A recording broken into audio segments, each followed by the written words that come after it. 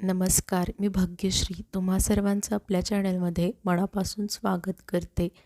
आणि आज आपण लेस वापरून खूप सुंदर अशी गोलगळ्यावरती डिझाईन तयार करणार आहोत.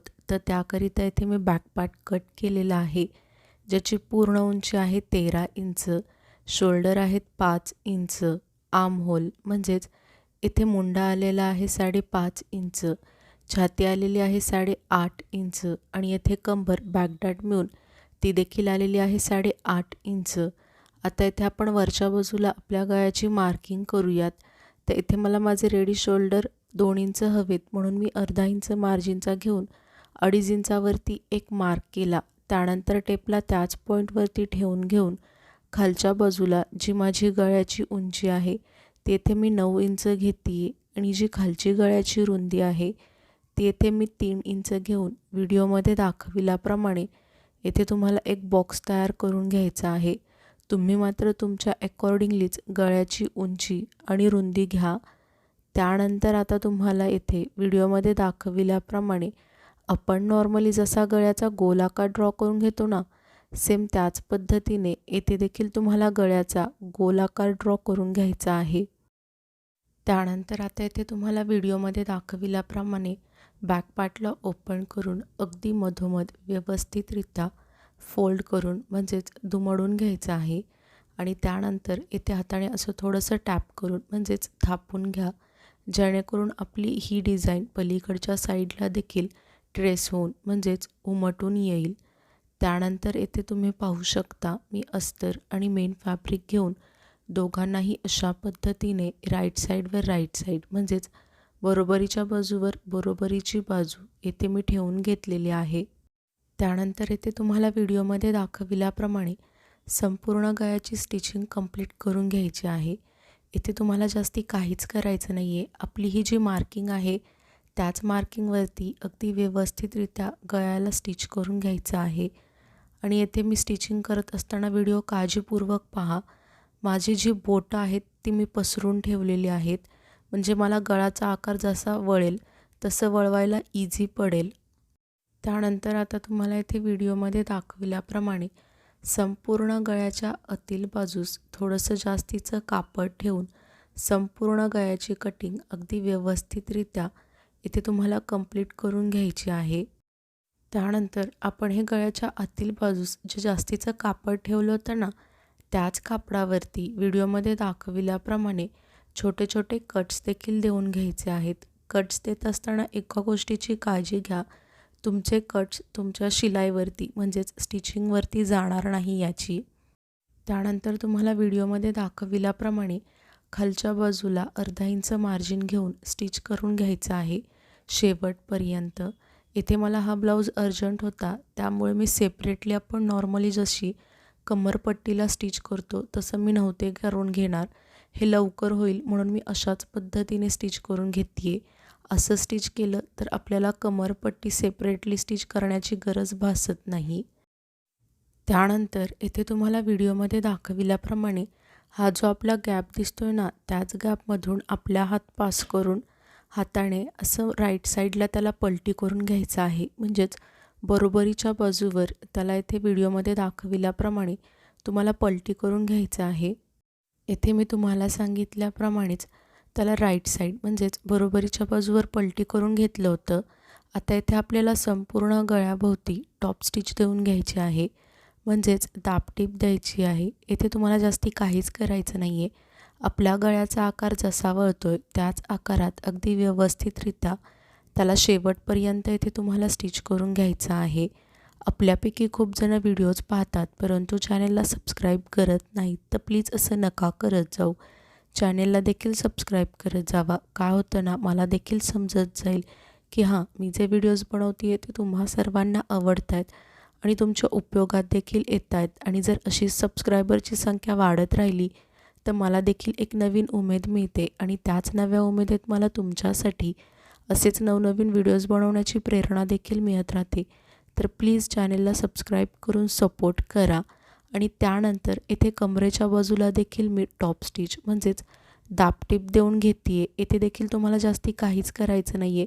सरळ अगदी शेवटपर्यंत कमरेच्या बाजूला स्टिच करून घ्यायचं आहे. त्यानंतर येथे तुम्हाला अस्तर आणि मेन फॅब्रिक एकमेकांना व्हिडिओमध्ये दाखविल्याप्रमाणे स्टिच करून घ्यायचं आहे. तुम्ही येथे ही पद्धत न वापरता मी ज्या पद्धतीने अस्तर आणि मेन फॅब्रिक ग्लूच्या मदतीने एकमेकांना स्टिक करायला सांगते ती देखील तुम्ही येथे पद्धत वापरली तरी चालेल, पण नेहमी मी तीच पद्धत दाखवते.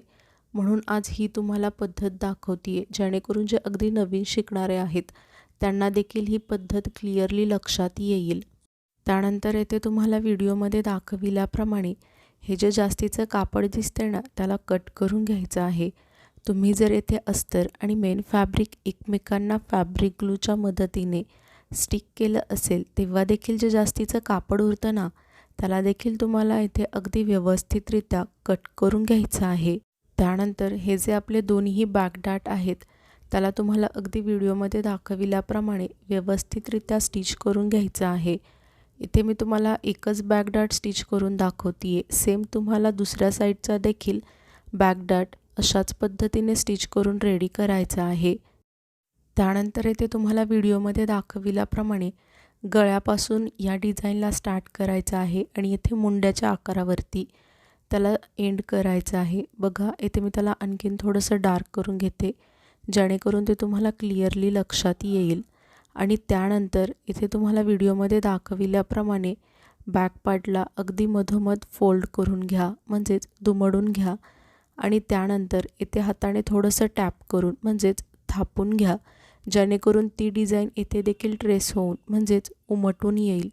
तर इथे बघा ती उमटून आलेली आहे. ती तुम्हाला ठळकपणे दिसून यावी याकरिता या साईडला देखील मी तिला थोडंसं डार्क करून घेते आहे.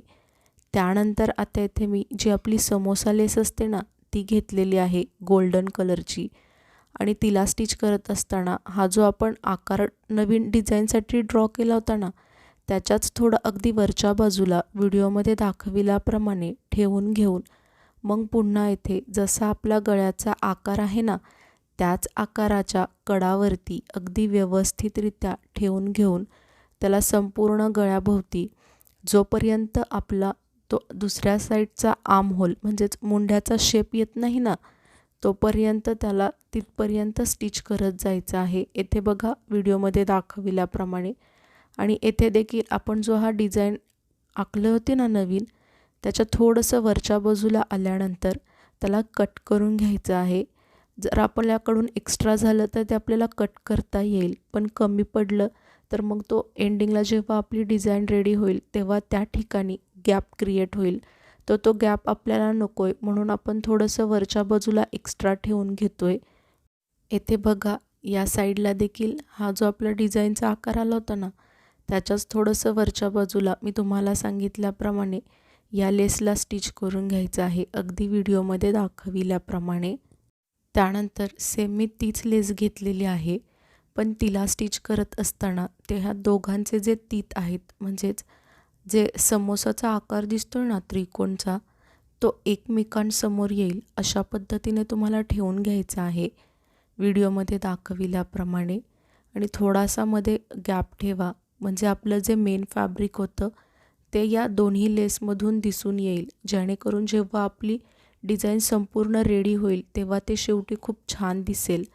आणि येथे व्हिडिओमध्ये दाखविल्याप्रमाणे लेसला अगदी हळूवारपणे जसा गळ्याचा आकार वळतोय म्हणजेच जी आपली पहिली लेस आहे ना त्यालाच अकॉर्डिंगली ही जी खालची लेस आहे त्याला अगदी व्यवस्थितरित्या येथे तुम्हाला व्हिडिओमध्ये दाखविल्याप्रमाणे स्टिच करून घ्यायचं आहे.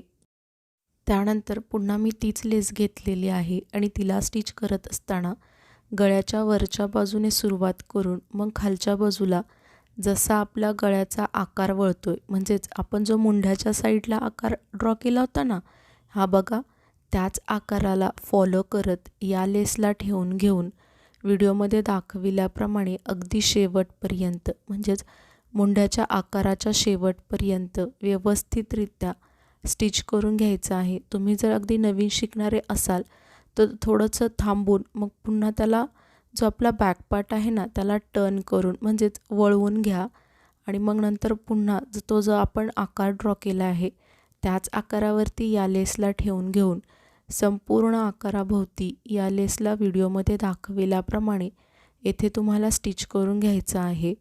त्यानंतर आपण ही जी खालच्या बाजूची लेस स्टिच केली होती ना, सेम त्याच पद्धतीने येथे देखील मी सेम तीच लेस घेऊन त्याच्या समोरच्या बाजूला थोडासा गॅप ठेवून मग या लेसला देखील त्याच आकारामध्ये स्टिच करून घेते आहे. तर तुम्हाला देखील व्हिडिओमध्ये दाखविल्याप्रमाणे या लेसला अगदी व्यवस्थितरित्या स्टिच करून घ्यायचा आहे. आणि सेम याच पद्धतीने जो आपला दुसऱ्या साईडचा आर्म होल म्हणजेच मुंडा आहे ना, तेथे देखील तुम्हाला लेसला स्टिच करून रेडी करायचं आहे. आणि येथे तुम्ही पाहू शकता सेम मी तुम्हाला सांगितल्याप्रमाणेच या साईडला देखील या लेसला स्टिच करून घेतलेलं आहे. आता त्यानंतर ही जी आपली कमरेची बाजू होती ना, त्याच बाजूवरती व्हिडिओमध्ये दाखविल्याप्रमाणे लेसला असं ठेवून घेऊन सरळ अगदी शेवटपर्यंत कमरेच्या बाजूला तिला स्टिच करून घ्यायचं आहे. त्यानंतर येथे मी पुन्हा तीच लेस घेतलेली आहे आणि आपण ज्या पद्धतीने वरच्या बाजूला ह्या दोन्ही लेस अगदी समोरासमोर घेऊन मध्ये थोडासा गॅप ठेवून स्टिच केले आहेत, सेम त्याच पद्धतीने येथे कमरेच्या बाजूला देखील आपल्याला लेसला व्हिडिओमध्ये दाखविल्याप्रमाणे स्टिच करून घ्यायचं आहे. आणि जर तुम्ही आणखीन चॅनेलला सबस्क्राईब नसेल केलं तर प्लीज चॅनेलला सबस्क्राईब करून सपोर्ट करा. आणि येथे बघा आपल्या डिझाईनचा फायनल लुक किती सुंदर दिसतोय. आपण किती सिंपल लेस यूज केलेली आहे. फक्त आपण जी ही लेस लावलेली आहे ती थोडीशी वेगळ्या पद्धतीने लावलेली आहे, त्यामुळे गळ्याचा आपला आकार अधिकच शोभून दिसतोय. आणि तुम्हाला जर हवं असेल तर तुम्ही लटकन देखील लावू शकता.